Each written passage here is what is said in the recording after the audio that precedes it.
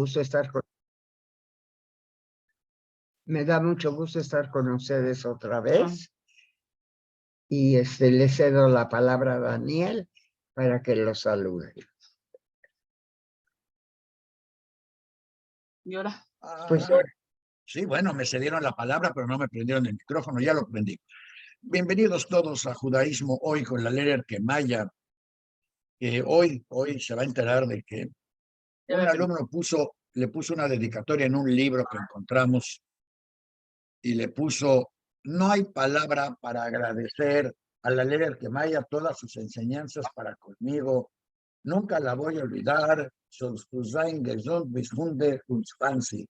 Y lo firma Israel Ben Shloime Ismach, que lo puso y lo escribió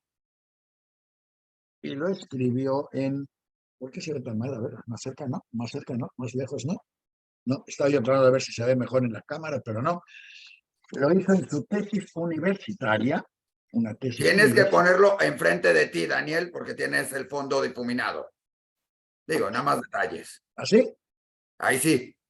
Ahí está, perfecto. Y además te tapa la cara, así que vamos de doble ganancia al mismo tiempo. Ya la hiciste. Ahí está. No, sí, no. Sí. Ahí. Muy bien. Su tesis de la universidad, vean arriba está el diseño del dentista azteca. Le sacaba los dientes, supongo, a los que estaban enfermos para luego usar el resto del cráneo como pelota.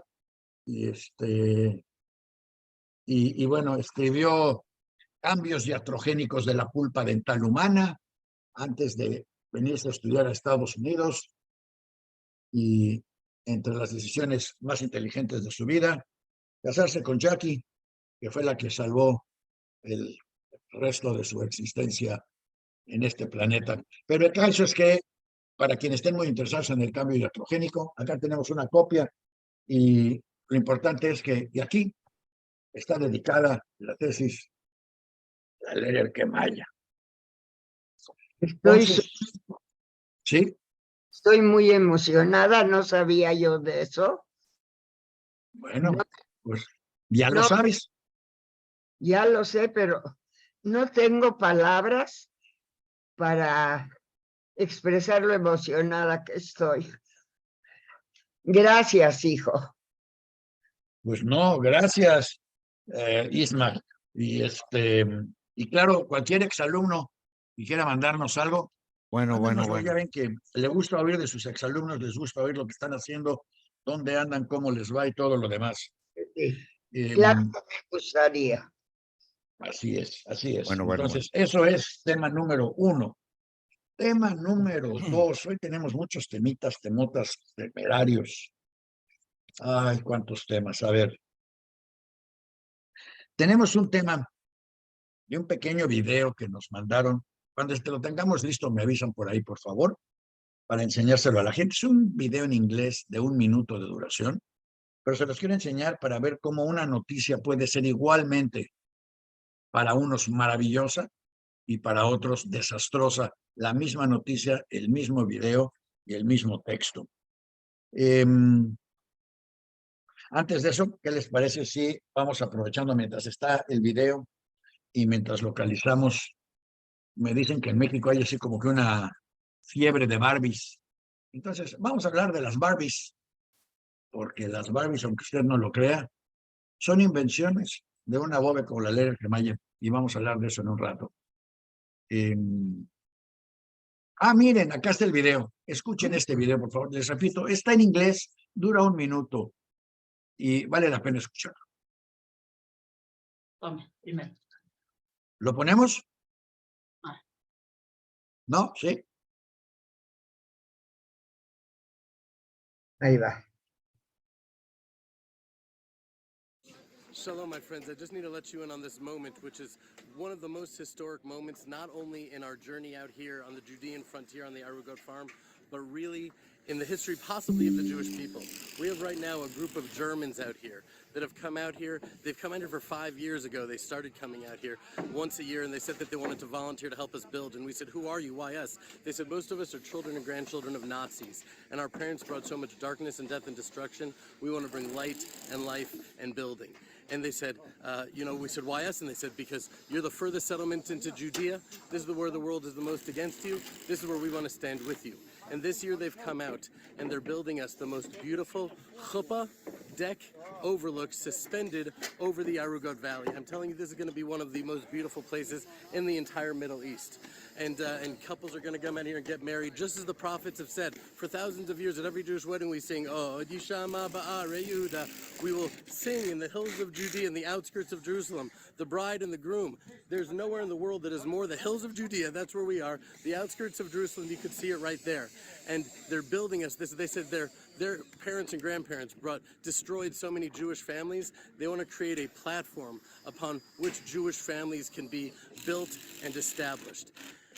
If that isn't redemption, literally, forget the theology of the word. If that isn't redemption, then I don't know what redemption is. This is just such a moment, and I'm so happy to be able to share it with all of you. With all the darkness that's happening in the world, there's also a tremendous amount of light, and this is one of the greatest places that light is coming.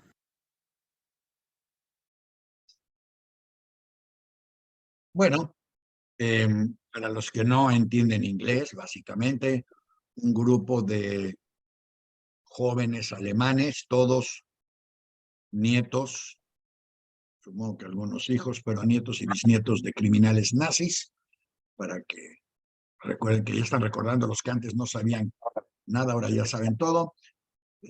Fueron a una construcción, a un desarrollo israelí para construir una jupe turística. Quiere decir, una jupe es donde se hacen las bodas y ellos están construyendo un área precisamente para rentarla como sala de banquetes y bodas para próximas bodas en las montañas de Yehuda, porque hay una canción que cantan los religiosos durante la jupe que dice, y cantarán las montañas de Yehuda. En inglés se tradujo de Judith, pero no es Judith, es Yehuda, eso es lo que hace la inteligencia artificial. En las montañas de Yehuda cantaremos la felicidad, bla, bla, bla. El punto es que para quien nos lo envió, esto es un gran punto de orgullo en el hecho de que estén construyendo este centro marital, por llamarle de alguna manera, en las montañas de Yehuda, el cual, como dice el presentador israelí, es el asentamiento más lejano de la frontera normal de Israel. Quiere decir, es el asentamiento más adentro de territorio palestino que se ha levantado. Para quienes prefieren ser, no sé, negativos o realistas, o casi podríamos ir sarcásticos, podríamos decir que los alemanes vinieron a ayudar a crear esa púa, esa pija que se va a clavar en el corazón del territorio palestino para servir como motivación para el desarrollo de múltiples ataques terroristas, los cuales, por cierto, en un grupo en el que me hicieron el favor de inscribirme sobre terrorismo en Israel, debo de reconocer que esta gente, los israelíes, deben de vivir o tener la misma costra que tenían sus antepasados en Europa con respecto a los pogroms, o tener el doble de costra, porque los ataques terroristas cada vez se incrementan más, la edad de los terroristas cada vez disminuye más, el resentimiento cada vez crece más, porque los asentamientos cada vez se extienden más, porque los religiosos ortodoxos cada vez salen con rollos más extremistas. Y bueno, para quienes creen en esos llamados religiosos, pues los creen en ambos lados. Los que creen que Allahu Akbar quiere la destrucción de todos los demás y los que creen que Kotin Himmel quiere que todo sea conquistado por los israelíes. En fin, lo presento para que ustedes mismos saquen sus propias conclusiones. La pregunta es, ¿estos asentamientos y estos grandes avances son un avance hacia la paz y la tranquilidad de todos o son una provocación para el terror y la falta de paz y tranquilidad en la vida de familias que todos los días tienen que vivir, sabiendo que a lo mejor hoy es cuando se encuentran a una persona en la calle o un artefacto que explota y que los va a dañar de una u otra manera? Y no puede uno estar muy tranquilo cerebralmente viviendo con ese temor todos los días. Pero hablando de temores y de cómo vive la gente cerebralmente y de lo que hace y de cosas, Isaac nos hizo el favor de traer hoy un invitado que creo que tiene algo que ver con todo esto, y que hace, Ya puso sí, caras, sí, ya puso, bueno, no sé por qué bueno, se llama me Nehemia dijeron ahí, que pero hace se llama, documentales que a unos les parecen buenos y a otros les parecen horribles, que a unos les parecen inspiracionales y a otros les parecen muy negativos, que unos adoran y otros odian, o sea, algo muy parecido a este rollo, pues, qué es lo bueno y qué es lo malo. Así es que les presento a ustedes a Isaac y a Nehemia Tenenbaum. hola Gemele. Digo, para los que no sepan, aparte se llama Nehemia, pero a los conocidos le decimos Gemele. ¿Eh? Pero ya el L ya me lo quité, porque ya tengo 55, ya soy Geme. Nah, siempre vas a ser Gemele como yo soy para unos Itzik y para algunos otros. Eso no se quita. Es cierto, es cierto. Puede ser que tengas razón. Además, hasta en tus entrevistados te dicen Gemele. Los que me conocen, sí, pero la mayoría me dicen Geme, porque son invitados que no me conocen. Está bien. Pero bueno, está bien, ¿no? Pues Geme, así me dijo toda la comunidad durante 25 años, 30 años. Entonces, Sí, de ya ¿Qué no acuerdo. otra pares palabra tanto de 20 agregaban? años ya. Oye, ¿Junto con Gemele. qué adjetivo? Con qué adjetivo, no, Sí, normalmente es, ay, mi querido Neheme, o, ay, Neheme. ¿En qué Geme. términos usaban la Geme, palabra? no Neheme, Daniel. Gemele, nada más. Gémele, O ok. Geme para los que no lo conocen como tú. No, no, bueno, yo ya lo conozco, ya te voy a decir gémele. ¿Con qué adjetivo o con qué contexto usaban la palabra todos los que te conocen en la comunidad? bueno, lo que pasa es que en Israel a los Nehemias les dicen Gemi, Gemi, o sea, es como un diminutivo de Nehemia. Así como Itzik de Isaac. Y sí, eso me Eh, queda claro. Yo nada más te entonces en dije, Quería México saber, era, a ver, lo que Daniel te pregunta es qué adjetivo le ponen antes. El buen Gemele, el Gemele tal, el Gemele el otro. Esa era la pregunta. el que tú quieras, el que tú quieras. Oye, Como Gemele, tú lo sientas, ¿no? El buen Gémele, a ver, yo el como tus loco entrevistas, Gémele. Pues, Gemele se le ocurrió, para los que nos están oyendo, durante la pandemia no quedarse bastante inquieto y todo, y decidió empezar a hacer una serie de entrevistas a personalidades del mundo judío, especialmente de México, ¿sí? Pero que poco han contado su historia o que son diferentes ángulos de la vida judía, por decirlo de alguna manera. Algunos muy ligados al mundo judío, otros que podemos decir son judíos y no tienen nada que ver con el mundo judío, otros que se dicen que se consideran judíos y a lo mejor lo son, no lo son, y otros que dicen soy judío, pero la parte judía queda en un segundo término. Y muchos lo manejamos y le damos mucha vuelta en todo ese sentido. O sea, son muy extraños del mundo judío en eso. Pero entonces por eso yo le quiero preguntar primero a Gemele antes de empezar con sus relatos y platicar. Y así como empieza él sus relatos. Gemele, ¿qué es para ti el judaísmo y ser judío? Bueno, para mí, o sea, pertenecer a este pueblo para mí es un orgullo, es la verdad, es un pueblo muy especial, es un pueblo que trajo el monoteísmo al mundo, es un pueblo que ha contribuido muchísimo, ¿no? O sea, sí me siento muy orgulloso de ser judío en todos los sentidos, ¿no? Para mí ser judío es apoyar las causas sociales, creer en un solo Dios, en un Dios invisible e indivisible, ¿no? Que es la idea del judaísmo. Y sí, bueno, tratar de construir al mundo para mejorarlo. No te puedo decir que para mí el judaísmo es ser una luz hacia las naciones, porque es un concepto muy complejo de entender. ¿Qué quiere decir ser una luz para las naciones? Somos una nación igual a las demás en el sentido que podemos darnos el lujo de también regarla, de también tener problemas, de también cometer errores o no. Pero definitivamente somos una nación muy especial y me da mucho gusto ser parte de ella. Y también tenemos muchos retos, ¿no? Oye, Gemele, y en esos retos y en eso que tienes y todo eso, ¿qué implica la comunidad judía de México para ti, con la que has trabajado cercana y lejanamente en diferentes motivos? Digo, cercana porque has producido cosas para la comunidad, como el audiovisual, el video o el documental sobre Acapulco 70, donde tuviste el gusto de entrevistar a la Lere, que Maya ya nos platicarás, ¿sí? O tu otra película que habla de la comunidad judía, pero no fue hecha con la comunidad judía. Y por supuesto tus relatos judíos, donde metes mucho de la comunidad y mucho de tu punto de vista. Entonces te lo pregunto ahora yo a ti, ¿cuál es tu punto de vista de la comunidad judía de México en muchos aspectos? Bueno, Relatos Judíos no es un proyecto comunitario, Ninguno. es un proyecto de relatos judíos que entrevisto gente en Argentina, en Chile, en Berlín, Miami, Nueva York, todos en español, es cierto. O sea, sí son hispanoparlantes, pero hay mucha gente que no tiene nada que ver con la comunidad judía de México.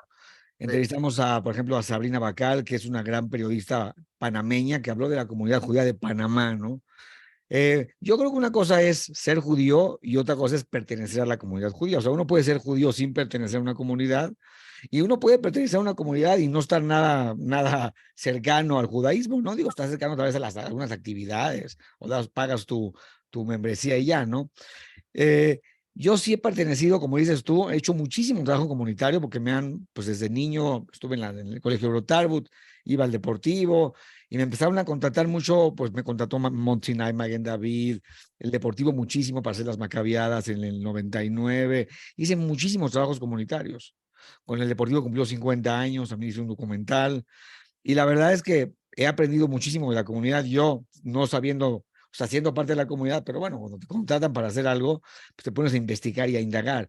Yo creo que la comunidad judía de México es única, es una comunidad extremadamente institucionalizada, o sea, hay instituciones para todo, ¿no? O sea, hay una novia, las novias no se pueden casar que no tienen dinero, se hace la institución para la novia pobre. Que esta persona no tiene dinero para comer, se hace un gmaj o el gmaj, como se le llama, o una institución para darle comida a tal y tal persona. Es una comunidad que ve por los suyos y eso es importantísimo. Ve por los suyos y no va a dejar a nadie desamparado. No. Si no tiene para comer, si no tiene ropa, si no tiene un techo, lo va a ayudar. Y eso yo pienso que eso es el mayor logro de la comunidad judía y debería de ser el logro de la mayoría de las comunidades, ¿no? Entonces, perdón, para mí es un orgullo pertenecer a la comunidad. Bueno, es una comunidad también hermética, ¿no? Digo, eso no lo podemos negar. Y tiene sus razones, no lo quiero criticar, tiene sus razones, no se quiere asimilar. Creo que la comunidad de México y la de Panamá y creo que la de Sudáfrica son las tres comunidades que no desciende el censo, sino asciende el censo. En todas las demás comunidades del mundo judías va descendiendo el censo porque se asimilan. Pues bueno, pues es un gran logro también eso, ¿no? Pero tiene su precio. Tiene su precio no abrirse al mundo, ¿no? Entonces, bueno, pues es una comunidad que tiene muchos aciertos y tiene muchos retos, como cualquier comunidad. Daniel, ¿tú quieres preguntar algo? Sí, pero ¿cuál crees tú que sea el mayor reto y el mayor logro de esa comunidad? Bueno, el mayor logro lo acabo de decir, ver por los suyos, ver por los suyos. Ayudar al que está desamparado, hacer instituciones de beneficencia, creo que es el mayor logro de la comunidad.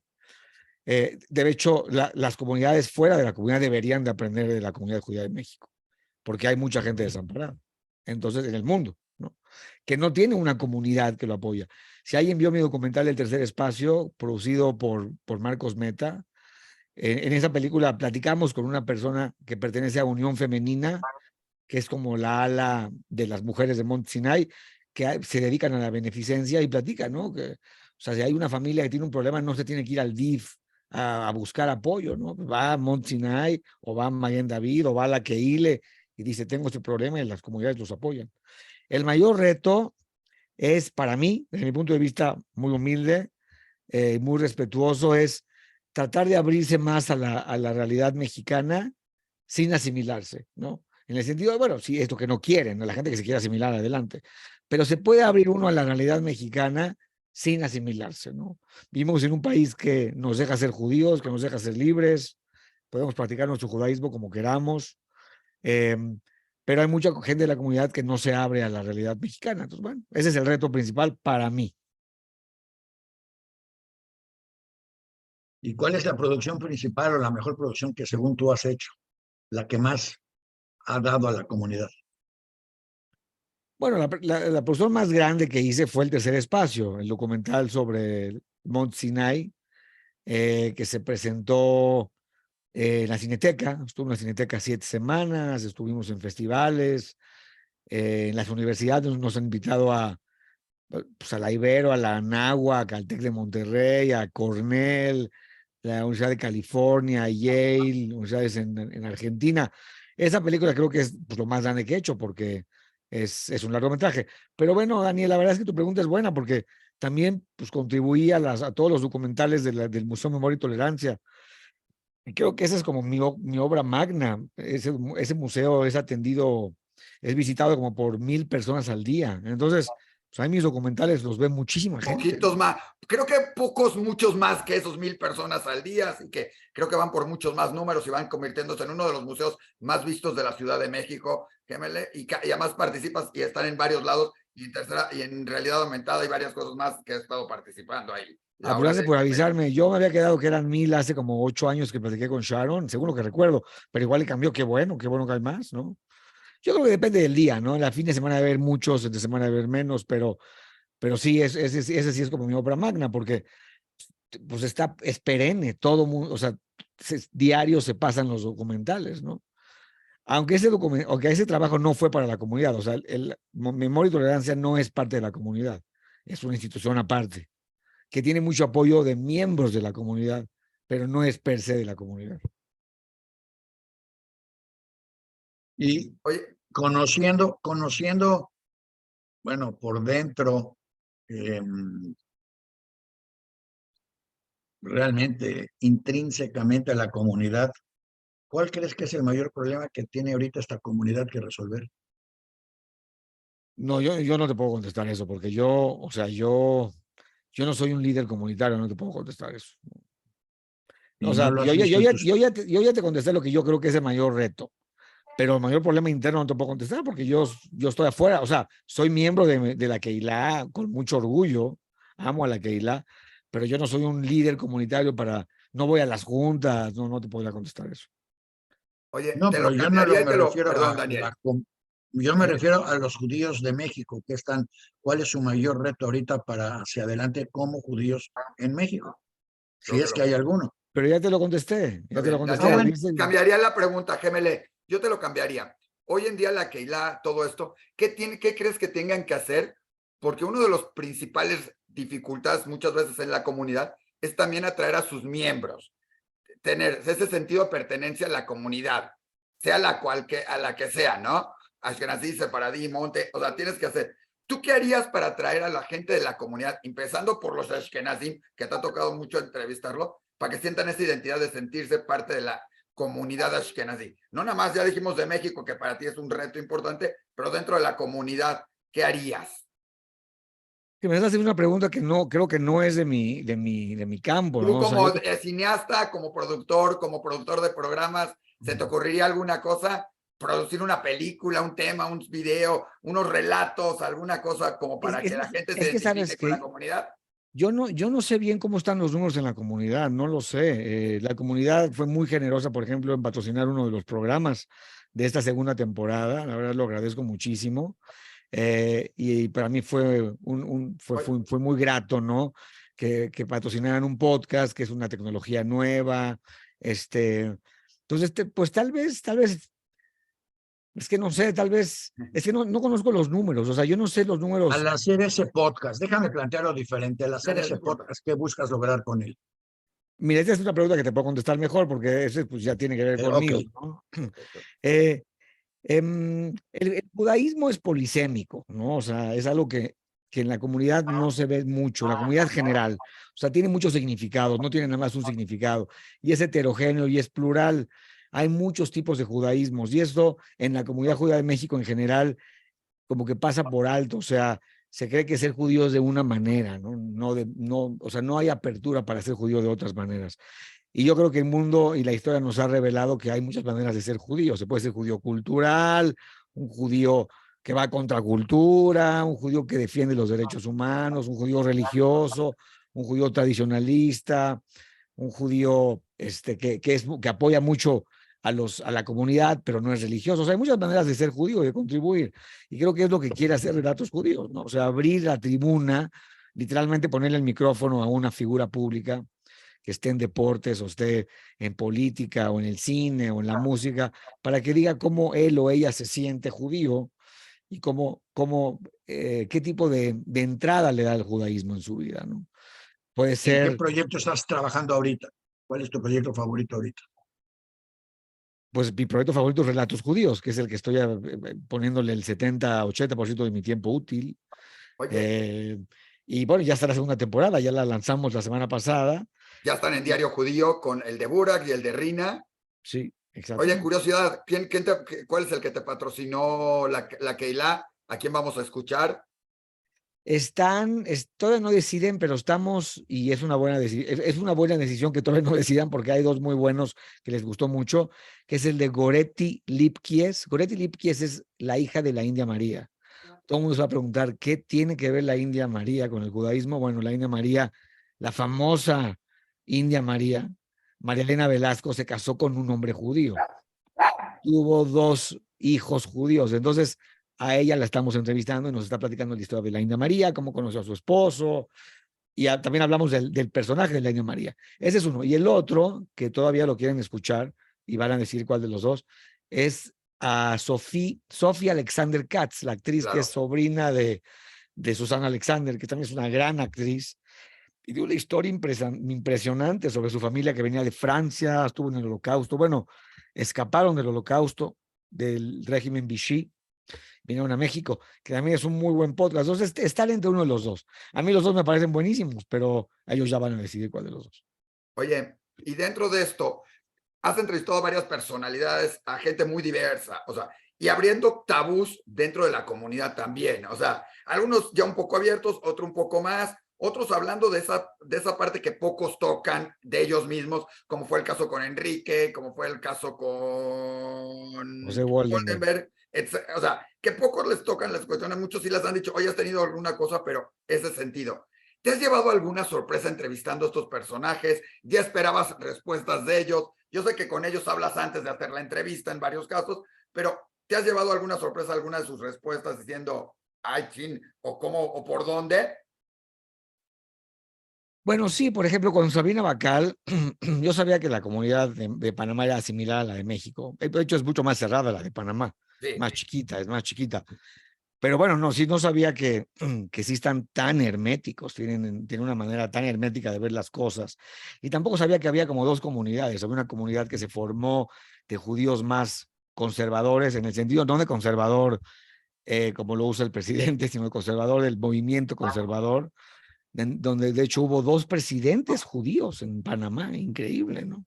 Solamente ha habido presidentes pues, judíos en Israel y en México, no conozco otros, presidentes los únicos.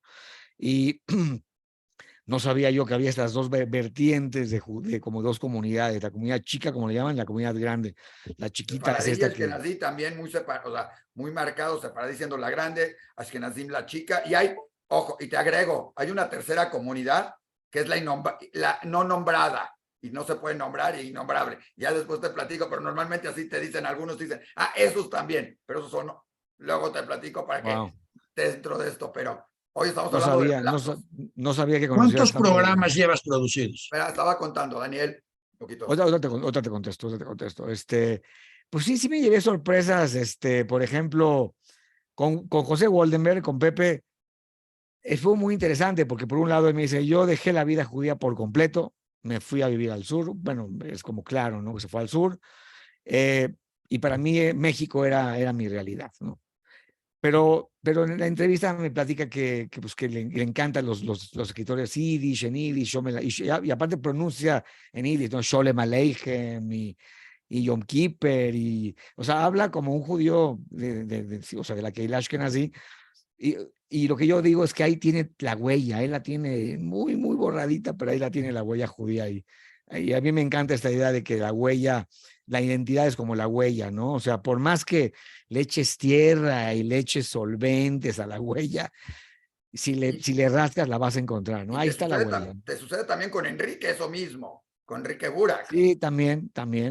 Sí, igual, exactamente, que le decían Kershele que para él, pues que ser en la Yiddish fue importante y tenía muchos amigos. Y sí, y dejó ese mundo, ¿no? Y se fue a hacer dejó ese mundo atrás, pero ahí está latente, ¿no? Ahí está vivo en un espacio en el corazón, ¿no? Yo me atrevería a agregar que la labor de Pepe Woldenberg es precisamente por su origen de la Naye, y él lo sabe y te lo comento. Yo creo que, bueno, Lo que pasa es comentó que perdón, Daniel, en su podcast, comenta del bundismo, del Bund y de su filiación y esa ideología que mamó, por decirlo de alguna manera, en la Naye. Justamente lo comenta Daniel en el podcast, José Goldenberg, hablando muy claro de eso de la Naye y de ese sentido que en ese entonces tenía esta escuela muy tirando socialista y que eso fue parte de su formación política. Creo que te lo comenta, ¿verdad, Gemelé? Pero perdón, Daniel, porque Totalmente, sí lo menciona totalmente. muy claro Pepe Goldenberg en su podcast hablando de la Naye. Totalmente, sí. De hecho, habla de que la Naye era como una minoría dentro de la minoría de la comunidad, porque era una escuela de tendencia más izquierda, bundista, exactamente, exactamente.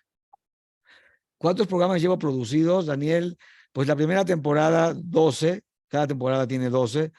La segunda temporada ya los tengo todos grabados, estoy editando algunos, me faltan unos 4, tengo otros 12, pues ya llevo 24 grabados.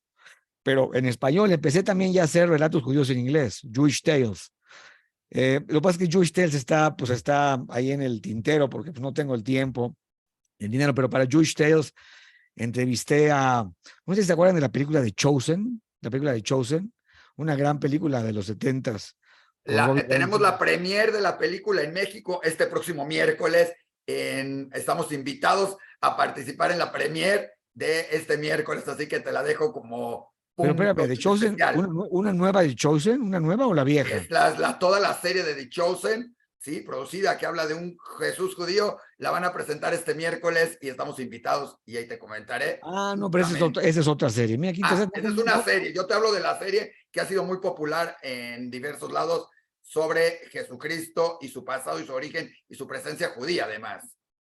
Wow, ¿es para Netflix la serie? ¿Es de Netflix? Mientras no está en Netflix, está en otras plataformas, está abierto en otros lados, pero ha hecho una buena revolución en el mundo cristiano, según me comentan el día. Hemos estado hablando mucho de esa serie, pero si no es la misma, bueno, habrán 2 de Chosen y habrá más elegidas en este mundo, ¿verdad?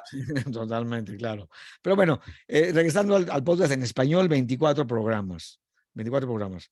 Y bueno, terminando de contestarte, Isaac, pues sí, digo, en general, obviamente me sorprende. Por ejemplo, la actriz Cecilia Roth, la gran Cecilia Roth, la chica Almodóvar, la que ha actuado con Almodóvar en sus películas y es una de las mejores actrices latinoamericanas. Yo pensé que me iba a comentar que estaba muy alejada del judaísmo, pero no, para ella el judaísmo es muy importante. Yo estaba seguro que iba a ser un tipo Pepe Woldemerk en ese sentido, pero no. Su papá es Abrasha Rothenberg, un gran escritor argentino, nació en Ucrania y él es muy, muy judío. La mamá Dina Roth cantaba canciones en ladino, entonces todo eso para mí fue una sorpresa muy grata, ¿no? Oye, una pregunta. Todos estos programas, pasas toda la entrevista como tal, el relato, se quedan pedazos, la editas, ¿y qué pasa con esos pedazos que se quedan fuera y donde seguramente hay puntos muy interesantes que valdría la pena escuchar también? O que nos comentes alguno de esos que has dejado afuera y que pues, no lo podemos escuchar, pero es interesante.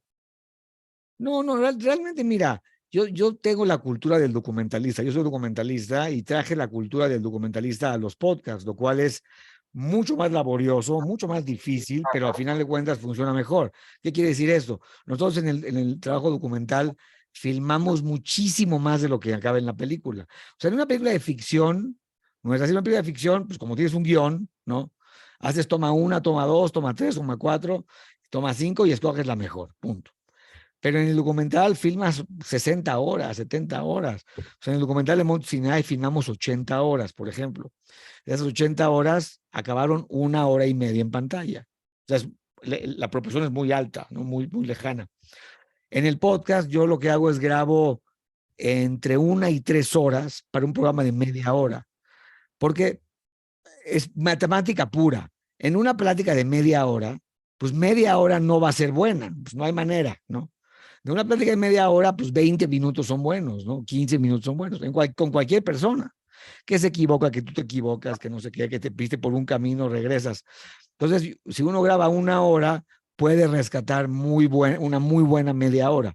Entonces, Isaac, no es que lo demás no es muy interesante. Bueno, hay veces que sí hay cosas muy interesantes que no meto. Por ejemplo, ¿Alguien escuchó el podcast de Rina Risenfeld?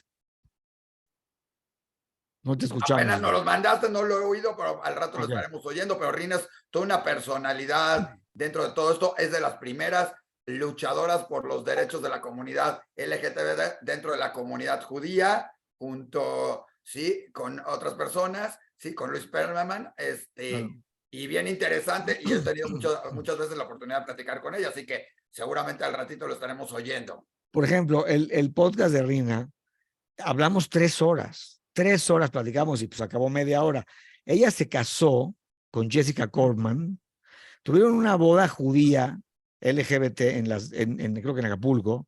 Vino un rabino de Betel que se llama, bueno, era de Betel, que se llama Felipe Gutman, no sé si lo conocen, vive en Las Vegas. Y la verdad me pareció un gran logro que se haga una boda, ¿no? LGBT judía en México. Y hablamos de la boda mucho, pero la boda no entró en el podcast porque yo tengo que pensar, por ejemplo, o sea, nuestro público es judío y no judío. Tenemos un público no judío mayor al judío. Entonces, yo tengo que pensar, bueno, ¿qué le puede interesar a ambas audiencias, ¿no? La judía, la no judía.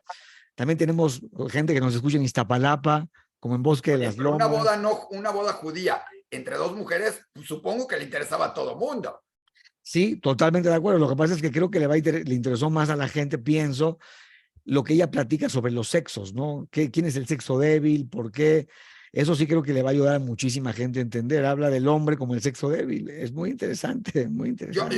Yo la apoyo porque nos tienen muy discriminados últimamente con todo esto de esto. Ahora hay más mujeres en trabajos, más esto, más preferencias. Entonces, Pero no habla de eso, ¿eh? No habla de eso. Habla de ya la lo parte, sé, ya lo sé, ya no lo habla sé. de eso. Pero interesante lo que dices. ¿Mandé? ¿Cuál es tu próximo proyecto? Mi O tus próximo próximos proyecto. entrevistados. Ok. Pues la siguiente semana tenemos a Carlos Alarraqui. Y ya no tengo aquí la lista de cómo los dividí, pero la próxima semana es Carlos Alarraqui. Creo que la que sigue, te puedo dar las próximas 2. Carlos Alarraqui y la que sigue es Nora Strejilevich. Nora Strejilevich es una mujer argentina maravillosa, poetisa, escritora, sobreviviente de la dictadura militar en Argentina. Ella estuvo en el campo atlético, la torturaron y platica mucho del aspecto judío. O sea, los militares en Argentina eran particularmente antisemitas, muy antisemitas. De hecho, se vanagloriaban con la ideología nazi, eran amantes del nazismo. Y eso mucha gente no lo sabe, O sea, ellos ya, la dictadura militar argentina desapareció a tantas personas, ¿cuántos desapareció? Creo que 1 millón, la verdad no estoy seguro. Pero eran muy antisemitas. Estos te puedo decir esas 2 que vienen. Está bien, ya las tienes armadas. Esas 2 ya están armadas, sí. Bueno, entonces ni siquiera te voy a mencionar como dato curioso que tanto la dictadura argentina como la chilena fueron entrenadas por nazis, por militares nazis que llegaron a Sudamérica. No solo que fueran antisemitas, son entrenadas, por eso los chilenos, los soldados chilenos hasta la fecha marchan como nazis. Y todo el ejército chileno y el ejército argentino fueron entrenados por los nazis, donde estaba además la organización Odessa y donde estaba el centro de ayuda nazi. Por eso estaba ahí Eichmann y estaban todos. No es accidental, hay una relación perfectamente clara, histórica en el asunto. Y por otro lado, la participación judía estaba directamente relacionada con la presencia del Bund y el movimiento socialista y el movimiento yiddishista en Argentina. Como tú decías, de los orígenes se dan los frutos y el choque siguiente fue ahí y en Chile, claro. De Chile no sabemos tanto porque eran menos, pero fue exactamente lo mismo. No hay ninguna novedad en el asunto. Es una cuestión, si tienes las bases históricas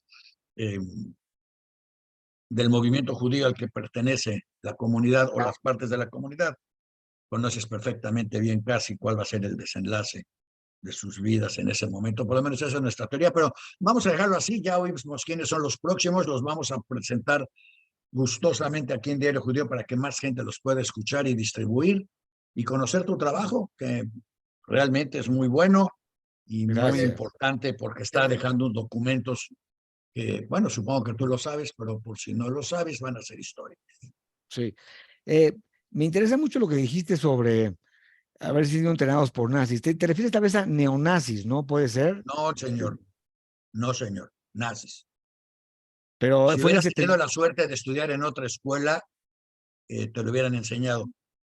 Es una cuestión del currículo. Nazis, generales, oficiales nazis que llegaron a esos países, en Argentina en particular, crearon una organización militar fascista y desde ahí siguen alimentando hasta la fecha los gobiernos fascistas y lo que llaman neonazis. Neonazis se inventó para no tener que decir que son los mismos nazis reciclados y protegidos por esos gobiernos. Perón recibió barcos, así como no recibió barcos de refugiados judíos, sí recibió barcos de alemanes que desde unos meses antes del final de la guerra transfirieron sus dineros a Argentina. Y Eichmann era empleado de Mercedes-Benz Argentina en un país donde no existía la Mercedes-Benz. Y esas organizaciones siguen funcionando hoy en día. No son ex-nazis, no son viejos nazis, no. Siguen hoy, están presentes, están en la colonia Dignidad en Chile, y estás en, bueno, están en muchos otros lugares. Y si yo tuviera que decir que no es mi, bueno, sí es mi punto, si yo tuviera que decir qué es lo que habría que, lo que me fascinaría haber documentado, es la decadencia de la educación judía en México. La desaparición de las escuelas y lo que esto va a significar para las próximas generaciones. Eso es un buen Pero tema. bueno, Nada yo más te lo dejo quiero un tema. aclarar algo. Dije una tontería enorme. No sé por qué dije 1.000.000. Son 30.000 desaparecidos. No tengo idea. Me confundí tal vez con un genocidio. Dije una tontería y lo rectifico. 30.000 desaparecidos. Lo que dijiste de la... Igual son muchos, igual Sí, son muchos. son, No, son pero sí, 30.000 es el uno, número de 10 judíos en son México no, hoy. son muchísimos. Oye, uno es muchísimo. Lo que pasa por es que eso, sí, uno dije una son estupidez. muchos. Sí lo quise aclarar antes de que... Lo que Oye, dice Daniel es muy interesante. Es un tema muy bueno, esto de la desaparición de las escuelas. Bueno, desapareció la Naye, ¿no? Las demás ahí siguen, ¿no? bueno, se Pues no sé qué fusionó quieras tú la decir, no siguen, Irje con pero la cuando el Sefaradí, currículum cambia generándote. por completo, Ah, no sí. siguen. Cuando lo que enseñabas ya no lo enseñas, no siguen. Cuando todo lo que todos tus entrevistados han dicho ha sido fundamental en sus vidas ya no se enseña, no sigue la tradición, sigue otra cosa. Y hoy en las escuelas judías, claro, esa es mi opinión, para algunas personas estarán de acuerdo y otras no, es que las escuelas fueron el semillero de toda la gente a la que tú estás entrevistando. Y entonces la pregunta es, cuando el nuevo semillero ya no incluya todos esos conocimientos, ¿qué clases de entrevistados vas a tener? Que seguramente van a ser muy bonitos y muy inteligentes y muy capaces, pero totalmente diferentes, porque están siendo educados en una realidad diferente. Bueno, o en una realidad, pero en un mundo diferente. Sí. Pero en fin, vamos a seguir oyendo tus programas, vamos a seguirlos promoviendo acá, vamos a seguir invitando a todo nuestro público a que los escuche, participe, te dé ideas o no, te dé opiniones, y, y te agradezco que te hayas tomado el tiempo de estar con nosotros. Gracias a usted por la Se invitación. nos está viniendo encima y así como tú en tus documentales de pronto te estás acercando al final del documental y tienes que empezar a editar, cortar, meter, hacer, nos está casi pasando lo mismo. Tengo un tema mucho menos importante que el tuyo, pero mucho más bonito, porque me escucho que en México hay ahorita una fiebre de Barbies y La yo película. me imagino que la gente en México no sabe que la Barbie es literalmente, bueno, la segunda muñeca judía. Totalmente 100% judía la Barbie. Entonces, cuando tengan la locura de las Barbies, les vamos a dar tres datos pequeños nada más. Miren, la creadora de la Barbie fue Ruth Moscovich. Ruth Moscovich era la hija de Ida y Yankele Moscovich. Yankele, no Jacobo, no, Yankele. Inmigrantes polacos que llegaron, uno, huyendo del antisemitismo, pero dos, parece que Yankele tenía un defecto de apuestas y esa adicción a las apuestas lo llevó a huir rápidamente de Europa para llegar a los Estados Unidos y a Denver. Ruth Moscovich fue una mujer hiperliberada, tan hiperliberada, sobre todo para la época, que ella le propuso matrimonio a su marido, al que conoció en la Bnei Brit. Empezaron a salir y ella le dijo, yo creo que, ¿qué te parece? ¿Te quieres casar conmigo? Se casaron los dos y el marido, junto con su cuñado, Elliot Handler y su socio Howard Matson, inventaron una pequeña compañía entonces que se llamaba ahora Mattel, y que sigue siendo propiedad de la familia. Ella se convirtió en la presidenta de la compañía y fue quien ideó a Barbie. La primera Barbie se vendió en $3. Y deben de saber, porque luego como que se va con la imagen, que las primeras dos Barbies, una era güera y la otra era morena, porque Ruth, como buena paisana europeo oriental, era morena, así como, bueno, pues como lo somos muchos, unos más que otros, pero sobre todo de los que no sobrevivieron, pues no sobrevivieron porque era muy fácil identificarlos por ser los morenos de Europa Oriental. Así es que Ruth de inmediato salió con sus dos Barbies, la morena y la güera, a $3. Y la presentación de esta Barbie liberada se hizo nada más y nada menos que en el programa del Club de Mickey Mouse. Algunos recordarán el Club de Mickey Mouse, los más jóvenes ya no, pero era un programa sumamente exitoso. Todas las semanas salía el club, todos cantaban tan, tan, tan, y luego nos íbamos a Disneylandia y luego cortaban para pasar una caricatura nueva de Mickey Mouse o de algún personaje de Disney, y en este caso cortaron para presentar entre los que estaban ahí a la muñeca Barbie, y de ahí hicieron la frase además que dijeron, algún día la Barbie dijo, cantaba, en ese momento cantó y dijo, algún día seré exactamente tan hermosa como tú. Y todas las niñas dijeron que querían ser tan hermosas como ella, y empezó la locura de las Barbies. Para el 2016, Barbies tiene ya 4 tipos de cuerpos. Ya no son solo delgaditas, bonitas, flaquitas, ya son de todos los tipos. Tiene 22 colores de ojos, 24 peinados.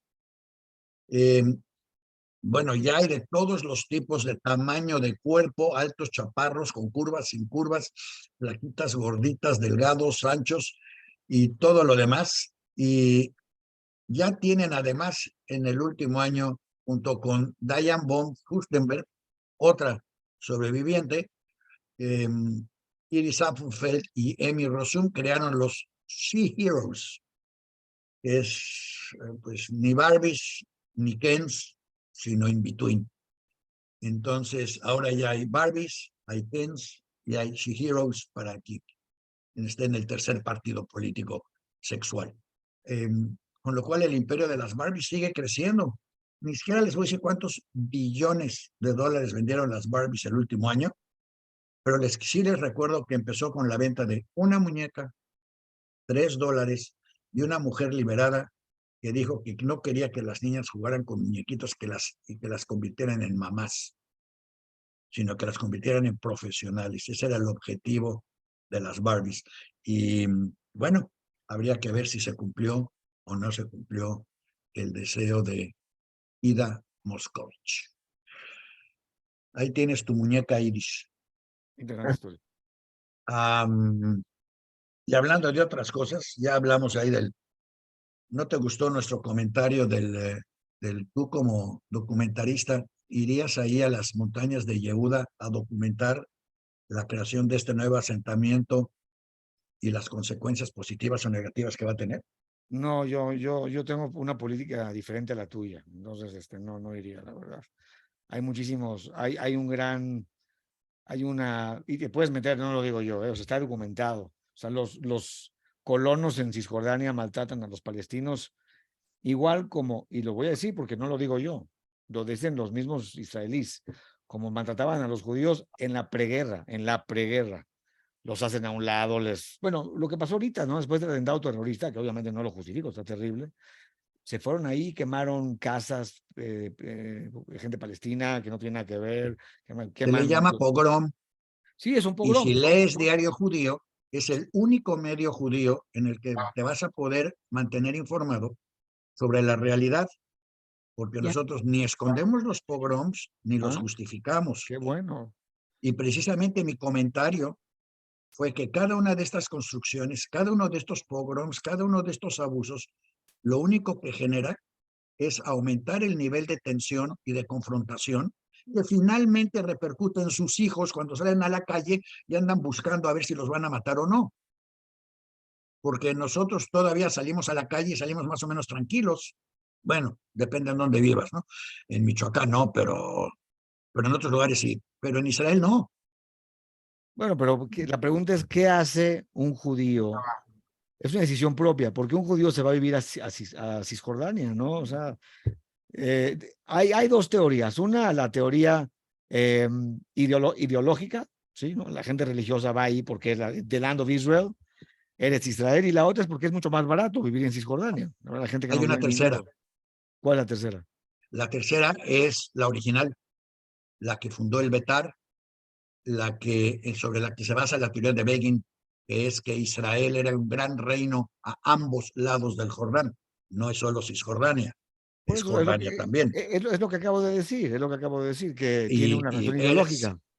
sí, bueno, pero bueno, que yo nada más quise subrayar el hecho de que es la teoría original de la fundación del movimiento de Beirut y de Betar. Sí, sí, pero bueno, pero ya está, pero estamos en el 2023, la realidad ha cambiado y si queremos, pues más o menos vivir, olvídate de paz, lo que tú dices, ¿no? Que el judío pueda salir y no pensar que lo van a acuchillar o le van a lanzar un camión, pues también tiene que salirse de esa área, ¿no? Porque es un área pues, poblada mayoritariamente por árabes, por Que palestinos, no la necesita para comer ni para vivir, pero totalmente, si te dan totalmente. hipotecas gratis y te dan subsidios, claro que te vas para allá. Bueno, claro, pero es plan con maña del gobierno, es plan con Claro, maña, ¿no? O sea, vete para claro. allá, es más barato y así también poblas y creamos realidades en esta tierra. Cada vez es mucho más difícil poder separar los territorios. La idea es tener dos países para dos pueblos, pero mientras hay más puntitos judíos ahí en Cisjordania, pues está difícil separar. ¿Cómo separas, no? Me da lástima que no hayas estudiado en la Naye, pero si hubieras estudiado en la Naye serías un exalumno común y corriente. Habiendo estudiado en la Tarbut, eres un exalumno extraordinario porque vas en contra de la mitad de las cosas que te enseñaron. Pero ¿sabes por qué? Tuve suerte cuando yo fui a estudiar cine en la Universidad de Nueva York. Yo salí de la Tarbut siendo un judío sionista, pero incondicional con Israel. Todo lo que hacía Israel era bueno, todo. Así decía Reagan, cuando Reagan decía, no, oye, que Israel hizo esto, decía, deben de tener una buena razón. Si Israel lo hizo, debe tener una buena razón. Ahora estamos hablando de los 80s. 80s la cosa era muy diferente. En los 80s estaba la OLP, que era terrorista, que no querían negociar, y después, bueno, ya después las cosas cambiaron. Pero yo tuve, Daniel, un maestro en NYU, en la Universidad de Nueva York, que se llama Timothy Mitchell. Él es un inglés que su papá estuvo en el King David cuando lo bombardeó Ben Gurión. No, No sé, no, Begin, perdón, Begin. perdón, se me Pero Ben salió. Gurión trató de matar a Begin, así que no te preocupes. No, pero sí, Begin, totalmente, el Eji y el Irgun.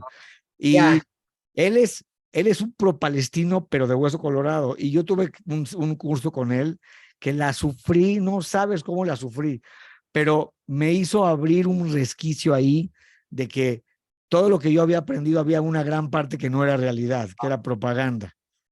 O sea, todo lo que había aprendido de Israel es lo máximo, es el país más moral del mundo, que había algo que no estaba tan bien ahí. Y entonces empecé a estudiar y me di cuenta que, bueno, sí, lo que me habían enseñado, una gran parte no era muy cierta. Una parte sí, una parte no.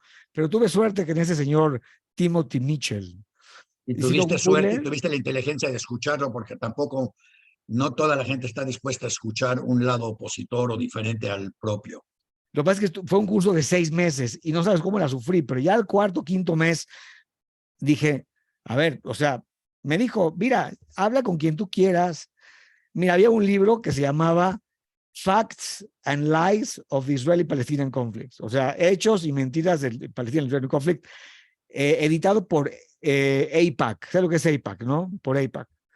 Entonces le dije, mira, aquí está. Y me dijo, mira, yo hablé con el editor de ese libro en una conferencia y me dijo que una gran parte de lo que él escribió es propaganda. Él me lo dijo.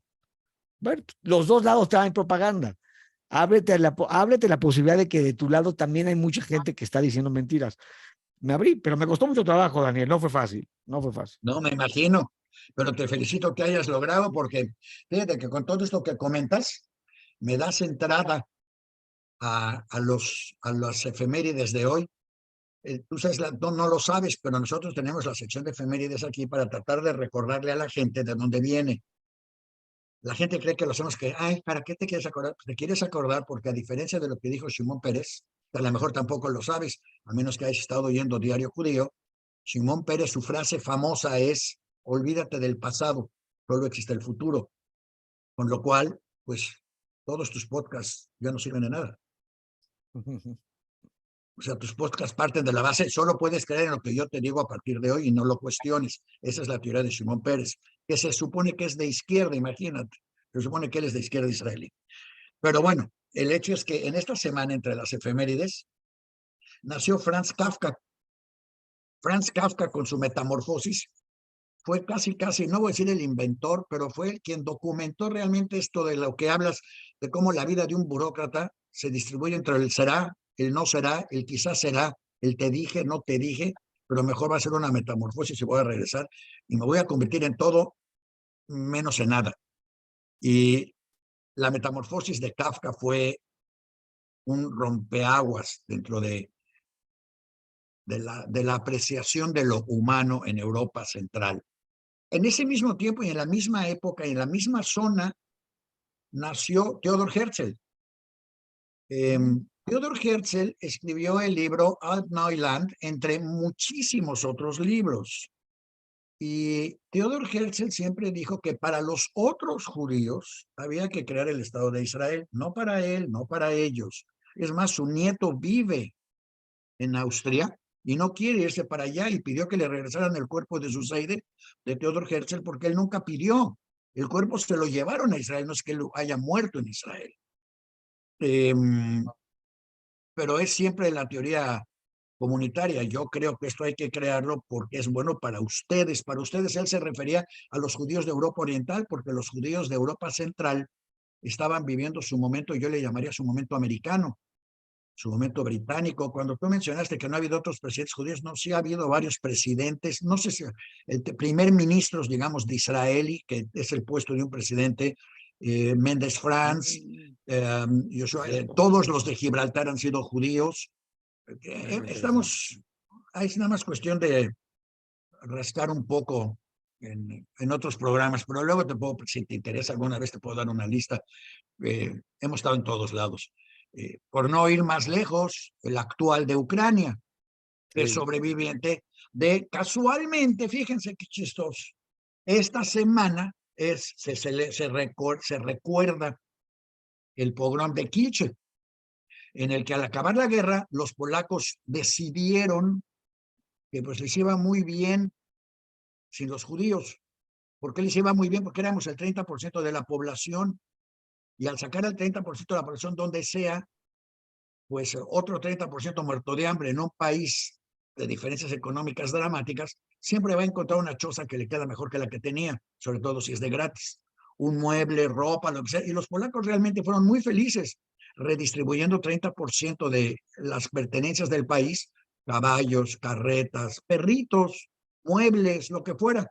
Y entonces cuando los judíos de Kielce regresaron a Kielce, los recibieron con un pogrom, porque no querían regresar a sus casas. Cuando yo fui a la primera marcha de la vida, nuestro hobby en el viaje era pararnos, iba yo con el Ibiza y con una serie de gente, con la Ler Arquemaya, con una serie de gente, y nos parábamos frente a los edificios y abríamos así como un cuaderno y empezábamos a señalar y a caminar. Y la gente de inmediatamente, los polacos se reunían, los cristianos se reunían y se sentaban enfrente del edificio en las escaleras, como para crear un bloque para que no nos acercáramos. Porque ellos en su mente sabían o creían que estábamos viendo fotos, de decir, mira, ese es el edificio que nos pertenece, o ese es el departamento en el que vivía Miseide y se lo robaron. Porque en Polonia todo se lo robaron los polacos. Nunca han pagado por lo que se robaron. Ni lo quieren pagar porque hicieron una ley para no tener que pagarlo. Pero en fin, esta semana también es el aniversario de Kielce. ¿Cómo se van cerrando círculos? Esta semana Zelensky anda por ahí paseando, pidiendo ayuda a todos los países. El único que no lo está ayudando es Israel.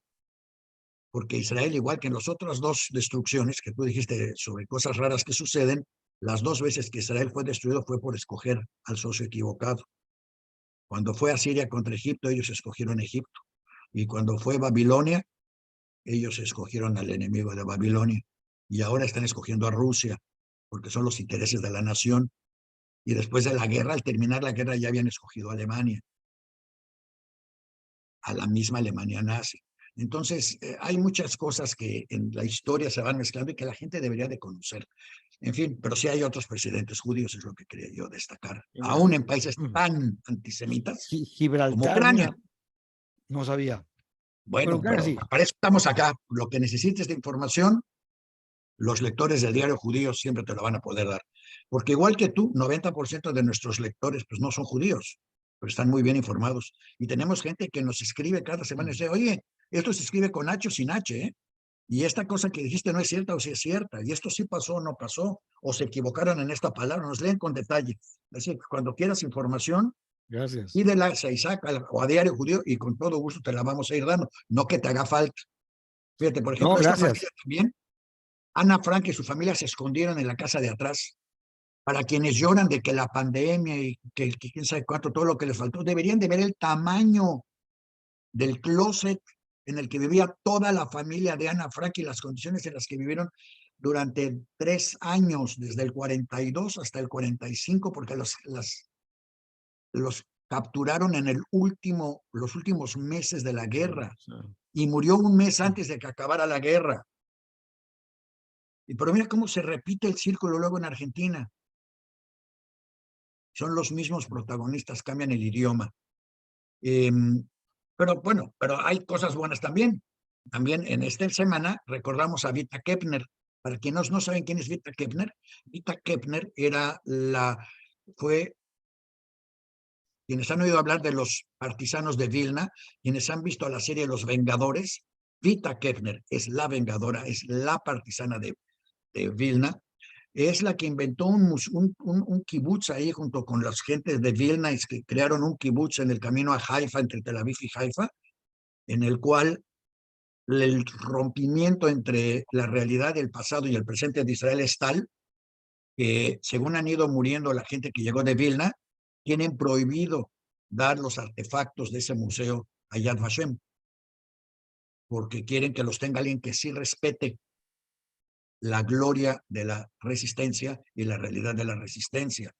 Ellos consideran que Yad Vashem es una creación básicamente propagandista, una documental muy importante para todos, pero ellos creen que fue hecho sobre todo para demostrar a los pobres judíos sacrificados que fueron a morir como borregos, cuando ellos consideran que sería tanto como decir que todas las víctimas del terrorismo son borregos. ¿Otra vez el programa? Sí.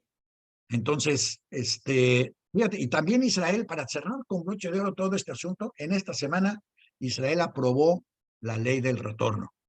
Y ahora vamos a usar eso para ir a todo lo positivo. Todo lo positivo es que en esta semana ya dijimos Franz Kafka, ya dijimos Theodor Herzl. ¿Sabes que esta semana nació Frida Kahlo? Frida Kahlo, el conjunto de contacto de Frida Kahlo con Theodor Herzl y Franz Kafka es que el papá de Frida viene del mismo lugar, con las mismas ideas. Otra vez. No, todavía no. También nació Marc Chagall, y Marc Chagall, bueno, es igual que los de Vilna, fíjense cómo se van juntando grupitos, porque Marc Chagall viene de Europa Oriental, de la misma área de la que viene Vita Kepner, y Marc Chagall es el único pintor que en vida ha tenido una exposición en el Louvre. Todos los demás se tuvieron que esperar a estar muertos para poder entrar al Louvre. Marc Chagall no. Y también finalmente nació Igor, a mí hasta me llamó mucho la atención porque Igor Yevgenevich, no, vos para nomen Yevgenevich. Bueno, Igor Yevgenevich Tam fue el ganador del Premio Nobel de Física y nació en 1895 y fue hijo de judíos rusos que, para que su hijo pudiera estudiar, se alejaron, se hicieron a un lado del judaísmo para que él pudiera estudiar, irse a ganar el Premio Nobel de Física, y después, si hubiera sido tu entrevistado, te hubiera dicho que todo se lo debe a sus raíces judías. En fin, esos son las efemérides de esta semana, que si ustedes ven, llevan como todas las de toda la semana, llevan ciertas líneas muy claras de historia, de origen, de perspectiva, de creación y de recreación. La pregunta es, ¿cuáles son nuestros presentes Kafkas, nuestras Fridas? Y hay muchas, nuestras Ana Franks, y la verdad es que podemos estar tranquilos de saber que hay y vienen muchas y muchas más en todo el mundo. Amén. Entonces, con estas efemérides, con tu presencia, con tus programas, que gustosa, con mucho gusto realmente, reproducimos en Diario Judío y esperamos que mucha gente lo aproveche y los vea. Les damos las gracias por estar hoy en el programa. Si no tuviéramos a alguien aquí que toma tiempo con cronómetro para sus documentales, a lo mejor nos extenderíamos más, pero luego va a decir que nos pasamos en el teléfono. Entonces, como estamos bajo la mira del reloj, vamos a darle las gracias a Israel Ismach por sus mensajes, a todos los que quieran mandarle algún libro, mensaje o lo que quieran a la Lerer Kemaya, aquí está. ¿Cuántos documentales llevas, NG? Pues es que si consideras los del museo, pues no sé, unos Todos. 100, más o menos unos 100. ¿Cuántos programas crees que lleva la Lerer Kemaya en esta serie? 500. Hoy es el 101. Ah, mira, ya me ganó. En esta serie. Antes de eso, desde Hola, Lerer, 1970, tiene sus Lerer, programas semanales. usted se acuerda que la entrevisté, ¿verdad? Ahí en las ruinas de Acapulco 70. Claro que sí, claro que me acuerdo. ¿Y qué Sí, te ya dijo? tiene. Ahí está todo el material, ahí está todo, pues hablamos de la comunidad, pero de cómo fue, cómo se fundó, pero eso lo hablamos en las ruinas. Ahí está el material, nunca lo pude editar porque la comunidad no me dio, o sea, nunca me dio la luz verde para editar. Hablo de la comunidad hace 4 años, no de los que están ahorita. Te voy Estaban a... sentados afuera, ¿te acuerdas? En medio de las ruinas. Sí, sí, Hable y hable de lo que había pasado. así es. A mí me afectó mucho ese terremoto. Y fíjate, en Totalmente. México fue un terremoto, en Argentina fue una bomba. Bueno, cuando Claro. hables con argentinos, su realidad es la misma, pero multiplicada. No, pero ahí se murió mucha gente. Aquí, gracias a Dios, bueno. no se murió nadie. En Acapulco 70 no se murió nadie, gracias a Dios. Creo que no. Si Unos tomamos cuantos. tu comentario ahorita, en Acapulco 70 fue un terremoto. Entonces, ¿quién lo mandó? ¿Quién es culpable de lo que pasó? No hay culpables. ¿No? No hay culpables. Ok, por algo nos lo merecíamos. Uy, la Lerer que me está saliendo religiosa, ¿eh? No, estoy que me digan quién manda todas esas cosas. Oye, Bueno, pues Dios. pregunta justo en eso, para que acabes como en tus podcasts, Gemele, o Geme, o Negemie. ¿Qué es para ti Dios? Así, rápido porque ya se acabó el tiempo. Así que, mientras no me respondas como Waldenberg, que no hay más, tú sí, dinos. No, bueno, yo soy un ferviente creyente en Dios. Si no, no haría esas preguntas. Yo creo en Dios. No te puedo decir que estoy 100% seguro que existe Dios, porque pues no. Hay una duda, siempre tenemos un escepticismo, pero yo creo en Dios, lo veo en su manifestación en el mundo, con los animales, con el ser humano. Creo que cometió tal vez, no sé, no puedo decir que cometió un error, pero creo que es el único ser de la creación que tiene muchísimos problemas, pero todo lo demás es perfecto. Por consiguiente, yo te agrego a tu definición, no que lo tengas que usar, que si Dios existe, nosotros somos su chiste. Más bien su víctima. No, el ejemplo de su sarcasmo, porque iba muy bien con todo el resto. Pero tú puedes decir qué pasa, no había de otra, o sea, Dios tenía que crear un ser que tenía libre albedrío, si no, pues no hubiera, si no, no estaríamos platicando nosotros. O sea, si hubiera creado un Pero ser... él estaría muy tranquilo viendo a los delfines, viendo a las ballenas, los mares limpios, el cielo claro. Yo creo Él que estaría Dios viendo dijo... su creación gloriosa. Exactamente, y puso al ser humano ahí y le dijo, tú vas a ser el ser más inteligente más inteligente de la creación, con más potencial, utilízalo para bien, ahí te va. Pero lo que pasa es que si no le hubiera dado el chance al ser humano para hacer el bien, pues o sea, si no le hubiera dado el chance al ser humano para decidir, seríamos títeres, ¿no? Seríamos títeres. Entonces, entiendo que Dios le dio al ser humano libre albedrío. Lo que pasa es que, a final de cuentas, si vemos lo que está pasando, pues sí es como un resultado negativo, ¿no? Porque pues ve lo que estamos por destruir la tierra, ¿no? Y el egoísmo está Gracias por a Dios. rampante. No, gracias a Dios, gracias al ser humano. Mira, cuando el ser humano culpa a Dios yo lo que dice la ley que es muy correcto. O sea, lo único que yo podría decir que Dios está directamente involucrado son los desastres naturales. Es lo único. Pero todo lo demás no. Una amiga mía me decía, yo no creo en Dios porque una amiga mía que estaba manejando hace 20 años en la Ciudad de México chocó y se mató. Le dije, perdón, pero pues, tal vez estaba distraída o estaba cansada o estaba tomada, pues no es culpa de Dios, discúlpame. O sea, 6 millones de judíos muertos no es culpa de Dios, es culpa del hombre, no de Dios. Bueno, eso pienso yo. Así es. Por cierto, ¿tú sabes qué significa tu apellido? Sí, árbol de Navidad. Sí.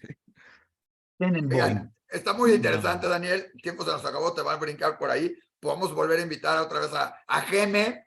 Geme, para los que lo conocen hace tiempo, Geme como nombre artístico, a que venga al programa, nos platique más de cada uno de sus entrevistados y de esto que está haciendo y de sus diferentes visiones de Dios, de judaísmo, y porque también muchas de sus preguntas que hace muchas veces es, él estudió la Targum, pero muchas de sus preguntas son si hablan yiddish, curiosamente a varios de sus entrevistados. Bueno, si estuvieran en la Yiddish, pues sí, ¿no? O no, pero bueno, has llegado a un medio en el que tus ideas que a ti te parecen tan extrañas son la regla normal, así es que muchas gracias. Qué gusto saberlo. Y espero que lo aproveches para tu propia tranquilidad emocional, espiritual, política y religiosa. ¡Wow! Porque aquí nada de lo que dijiste fue ni escandaloso, ni cuestionable, ni raro, ni único, ni novedoso. No que haya sido malo. No, simplemente es qué bueno. el pan nuestro de cada día. Así que bienvenido y cuando necesites cualquier cosa de información, estamos a tus órdenes. Muchas gracias. Y cuando quieras promover tu trabajo, obviamente estamos a tus órdenes. Muchas gracias, Daniel, Isaac, Lederke, a todos los que nos acompañaron. Gracias por la invitación. Lo agradezco de corazón. Gracias por haber venido y por darnos el tiempo de tu ocupación. Yo sé que fueron horas que no usaste para editar. Y por cierto, te quería yo decir, aquí en Diario Judío, no, en el Diario Judío y en el Internet Development Fund tenemos una sección que se llama Pushkes. Ahí en las Pushkes, la gente que tiene proyectos, como por ejemplo, que tú dices, tengo acá todo lo que filmé en la destrucción de la Keile, que quisiera yo hacer el documental y no lo he podido terminar, podemos poner ahí el proyecto, terminar el documental de la Keile, ya sea en las ruinas o levantando de las ruinas, o como tú le quieras llamar, que requiere de tanto dinero. Y le damos una pequeña explicación, una foto o algo, a lo mejor si tienes un pequeño clip o algo, lo ponemos en las pushkas. Y a lo mejor algún día, solo 1 de 10 proyectos ha salido financiado de ahí, te lo aviso de una vez. Pero a lo mejor el próximo 1 de los otros 10 es el tuyo. Si la gente lo conoce, lo ponemos en las pushkas, lo puedes ir a buscar a internetdevelopmentfund.com y buscas el área, dice pushkas, te vas a las pushkas, hay todo tipo de proyectos. Niños con cáncer, todo tipo de cosas. Pero yo creo que el tuyo podría ser un proyecto que quedaría bien enmarcado ahí y que en unas semanas, cuando lancemos la nueva versión de Fundraising Internacional, podría ser interesante para... ¿Sabes qué, Dani? Te lo agradezco mucho. Es muy difícil. O sea, antes que todo, la Keilah tendría que estar de acuerdo, ¿no? O sea, si la Keilah da luz verde, hacemos lo que tú quieras, pero la Keilah tiene que dar luz verde porque pues sí tiene que estar de acuerdo en que se edite. Estuvieron de acuerdo en filmar y estuvo bien porque tenemos ya el material ya está grabado, ¿no? Antes de que se tirara todo. Ahora el material, bueno, va a llegar algún momento en que vamos a editarlo, cuando sea el momento, pero la Keilah tiene que estar involucrada, ¿eh? Eso es importantísimo. Yo solo te ofrezco la galería donde lo puedes exhibir para que consigas la aprobación o lo que sea, pero también los fondos. Gracias. Bueno, pues igual le puedo conseguir primero la aprobación y ya después ya platicamos y lo ponemos en las pushkes. Claro que sí. Gracias. Como dije hace rato, estamos a tus órdenes. Será un placer volver a verte. Esta es tu casa y serás siempre bienvenido. Muchas gracias. Muchas gracias. Sigue creciendo, sigue produciendo, sigue documentando y síguenos ilustrando y educando. Muchas gracias. Shabbat Shalom, Agut Chávez a todos. Agut Chávez a todos y la ley que va a cerrar con broche de oro. Agut Evo, Agut Chávez, y gracias por haber estado con nosotros y los esperamos la semana próxima. No se les olvide, los Y si, espero. Los perdón, es- ah, si yo me acuerdo, tengo una nueva versión, porque también tenemos Save the Music. Tengo una nueva versión de Agute Bog que quiero traerles la próxima semana. Es una mezcla Agute Bog, Sabor Tov, Happy Way, toda una serie muy interesante de una, otra vez, de una actriz salida de una cantante ah, rusa, ucraniana, bueno, depende de qué lado brillan las banderas ese día, en Estados Unidos. Entonces, la próxima semana les traemos de cortesía de Save the Music a Gute Bog para que ustedes la escuchen, la conozcan. Y si quieren, ya pueden ir, no me tienen que esperar la próxima semana. SaveTheMusic.com, entran, buscan ahí a Gute Bog y van a encontrar la canción. Sí, ok. sí. Bueno, me Así que despido. bueno, Me dio muchas gusto. gracias a todos. Igualmente, Gracias. Lerke. Igualmente, Lerke Maya, gracias. Gustos verlos. Un gusto. Y Ahora no olviden despídete en buscarnos Yiddish. en Facebook, en Voces No, no, que se Hispanas, la despide en memoria del Yiddish, programa. Gémele. Que se despide en Yiddish, Gémele. Uy, no sé No, Yiddish, gracias. sé en hebreo. Está Shalom, bien. shalom. Bueno, Bueno, la próxima semana, no les voy a decir nada de la próxima semana, nada más, si quieren oír la memoria, voceshispanas.com, pueden ir a Facebook y firmar en Facebook, es Diario Judío MX, no es cierto, Judaísmo Hoy MX, y ahí van a poder estar también Voces Hispanas MX para que les avisen antes de los programas, porque les recuerdo, tenemos este programa y los miércoles tenemos Leyes Perras, donde analizamos las leyes y la violación de las leyes en México, y Polémica y Café con Gurría, donde analizamos la política, el pasado y el futuro, y donde me obligaron a cambiar todas mis actitudes y juicios en la semana pasada. Pero si quieren saber por qué, pues vayan y escuchen Polémica y Café y verán por qué tuvimos que cambiar todas nuestras opiniones la semana pasada con respecto a la política, México y al futuro. Muchas gracias y nos estamos viendo en cualquiera de nuestros programas en el futuro, en los próximos días. Gracias. hasta luego. Gracias por Un venir. abrazo. Gracias por acompañarnos.